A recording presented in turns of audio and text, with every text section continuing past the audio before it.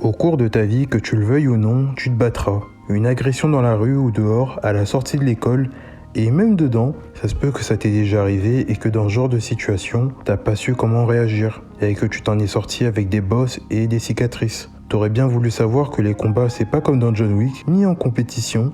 Normal, c'est pas la même que dans la vraie vie. Et souvent, je comprends pas pourquoi. On va dire que pour les filles, il faudra prendre les petits trucs là, qui font du bruit, ou les sortes de gazeuses. Je suis pas d'accord, peu importe le genre, faut savoir se défendre soi-même. C'est bien utile, mais pas autant que ce que je vais te dire là. Des mouvements précis et simples à faire dans une situation aussi délicate qu'un gâteau suisse, afin de savoir défendre ce qu'on a de plus cher quand même. Le seul truc qu'on possède vraiment, sa vie, et même celle de ceux qu'on kiffe, si on n'a pas pu éviter le mieux dans ce genre de moment, la fuite.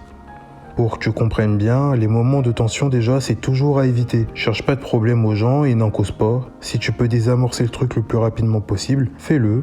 Baisser la tension en disant juste attention à la personne ou je veux pas de problème, j'ai pas envie de me battre. Même si des fois à la sortie d'une boîte, y en a qui comprennent pas. Là, avant même de vraiment te battre, tu devras t'enfuir. Ça te paraît peut-être chelou, sauf que le meilleur moyen de se sortir d'une baston sans dégâts, c'est la fuite. Tu te mets pas en danger et tu lâches la meilleure run de ta vie. Que tu sois seul ou avec une personne à défendre, tu te casses.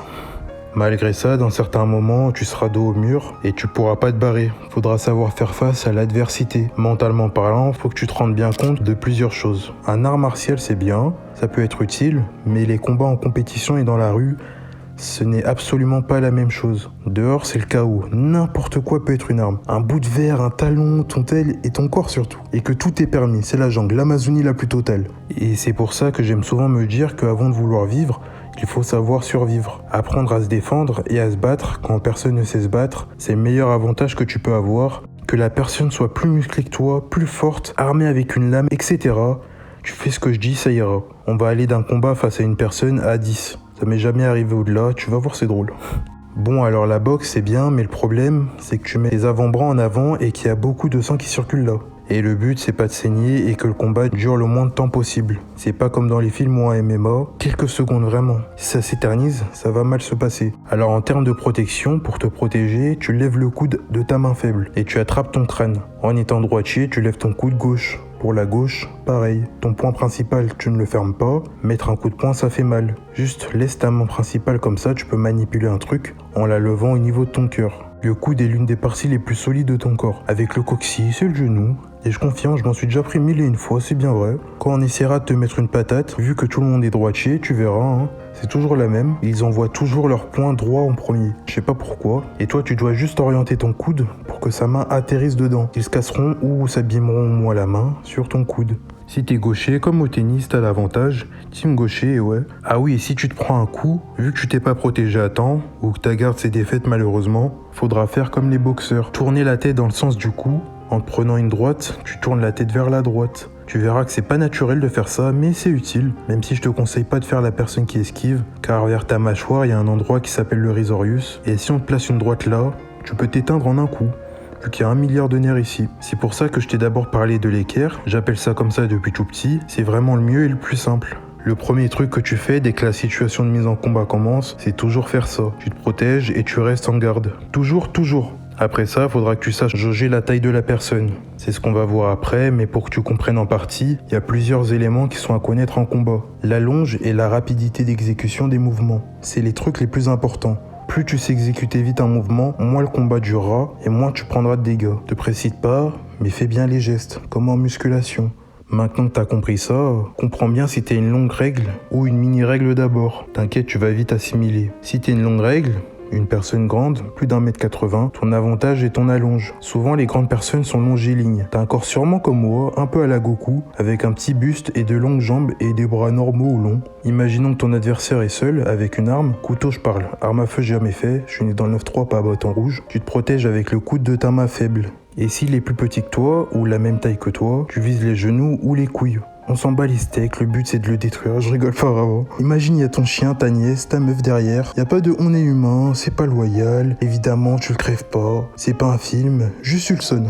Mais vraiment tu t'acharnes sur l'un de ces deux points, je rigole pas, vraiment. Rien d'autre. Et tu lances ton coup de pied, imaginons sur le genou, avec la jambe qui est du côté de ta protection, avec ton coude. Tu te protèges avec le coude droit, tu balances un coup de pied droit. Pour déjà pas découvrir ton flanc, où il y a un bon bol d'organes, et toujours rester en protection quand tu mets le coup. Et vu que la plupart des gens sont droitiers, tu vises sa jambe droite à lui, car pour un coup de poing lancé, tout vient des jambes. Alors ton but, c'est de le déséquilibrer et qu'il puisse même pas l'envoyer. Et tu tapes ça en boucle. Comme les super attaques dans Naruto Storm 4, tu spams ça, mais 10 fois s'il le faut, jusqu'à que ça craque, qu'il ou elle tombe au sol. Vu que quand ta vie est en danger, y a pas de c'est une fille ou quoi. Tout comme si t'es une fille, y a pas de c'est un mec, je peux pas le battre. Tu fais ça, je t'assure que c'est fini en moins de 30 secondes. Et après tu fuis.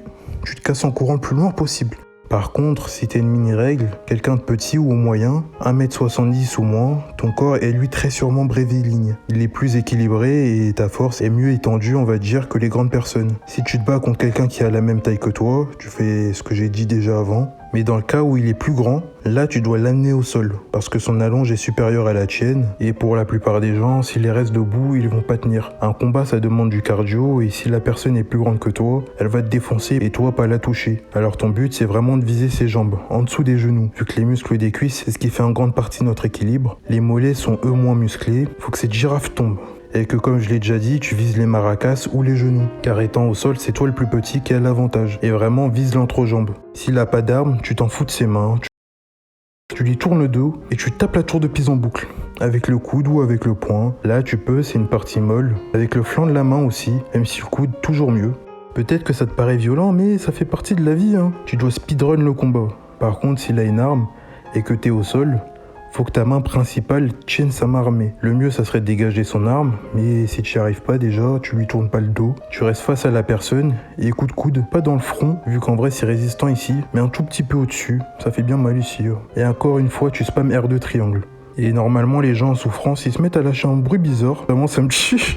C'est entre le gémissement, la souffrance et le plaisir. Enfin, tu verras quand ça t'arrivera. Et souvent, c'est quand ils crient comme ça qu'il faut se relever et partir en courant. Juste barre-toi. Et si tu peux, pour que cette personne n'agresse pas une autre personne, bah t'appelles la police, mais tu restes loin, mais genre 2 km quoi, vraiment. Vu que le but c'est pas de se battre encore une fois et que ça finisse mal. Mais sincèrement, le mieux pour toi et ta vie, c'est de te barrer.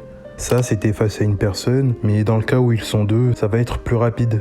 Alors s'il y a une personne qui fait ta taille et l'autre plus petit, dans un combat à 1v2, tu vises le plus grand danger en premier. En gros, celui qui a ta taille. Le plus petit, l'autre là, le nain, on s'en fout. Et t'appliques ce que j'ai déjà dit, puis après, soit la fuite, soit tu peux aller sur le pot à Blanche-Neige, et encore fuite. Face à 10 personnes, fuis. Vraiment, je me suis déjà fait gangbang par surprise. Juste fuis, frérot, fuis. Serette, entre les deux, aucun des deux, lézard, chien. Punaise, je pars toujours en vrille, c'est ça mon problème. Seul truc que je peux te dire, si t'es quand même pris dedans, protège bien ton visage pour rester conscient et tu fais la technique de l'équerre mais avec les deux coudes. Tu les colles le plus possible, tu fermes la mâchoire en serrant un peu les dents pour pas te mordre la langue ou les joues. Essaye pas de mettre des coups, ils sont plusieurs et dégager ta garde, c'est t'en prendre 7 d'un coup, ça vaut pas le coup. Si au sol avec quelqu'un sur toi, tu mets des coups de rein vers le haut pour le dégager et fuir, et vraiment tu fais le flash. Tu lâches la meilleure run de ta vie encore une fois. Je sais que j'insiste sur ça, mais évidemment le but c'est jamais de se battre, ni de mettre le premier coup, mais ça t'arrivera au moins une fois dans ta vie. Et cherche pas à faire le bonhomme, car ça vient souvent des mecs, j'ai remarqué. Se battre pour se battre, c'est débile. Et c'est ce que je faisais avant jusqu'à 15 ans, vu que je sais pas, j'étais taré, j'aimais ça. Mais en vrai, ça sert à rien. Si on t'insulte, oublie pas que c'est que des mots, que ça a pas d'incidence physique sur toi. Alors diminue ton ego et laisse couler. Continue quand même de t'entraîner avec des arts martiaux. Je conseille judo, karaté pour mettre au sol. Et boxe surtout pour les réflexes. Même si toujours garder la distinction en tête que les arts martiaux, bah y a art dedans.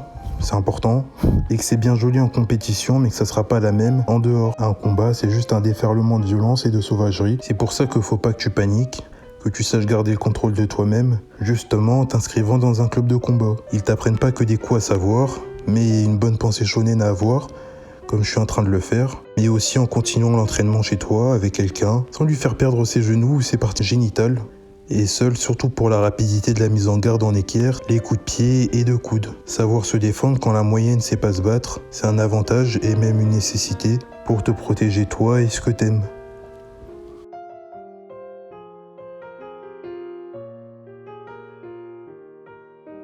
En espérant que la vidéo t'a plu, je vise les 100 000 abonnés avant le 4 octobre. Alors j'espère que tu les rejoindras si t'en fais pas déjà partie. Il y a aussi un Discord si tu veux parler.